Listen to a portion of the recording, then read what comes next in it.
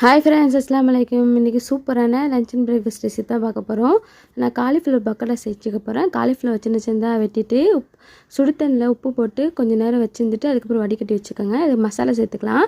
1/2 spoon இஞ்சி பூண்டு paste, 1 spoon மிளகாய் தூள், 1/2 ஸ்பூன் மஞ்சள் தூள், 1/2 spoon garam masala, 2 spoon cornflour மாவு, 3 ஸ்பூன் கடல மாவு எல்லாத்தையும் போட்டு பெரட்டிட்டு ஒரு 1/2 மணி நேரம் ஊற வச்சுருங்க. இல்லை 10 நிமிஷம் ஊற வச்சா கூட போதும். தயிர் சோறை கிண்ட போகிறோம். ஒரு பவுலில் சோறை போட்டு நல்லா மசிச்சுக்கோங்க. மசிச்சுட்டு 1/2 டப்பில் பால் ஊற்றிக்கோங்க. 1/4 ஸ்பூன் உப்பு போட்டு நல்லா பெரட்டிட்டு, நான் பால்காரங்கள்ட்ட வாங்கின தயிர் தான், ஃப்ரெஷ் தயிர் சூப்பராக இருக்கும்.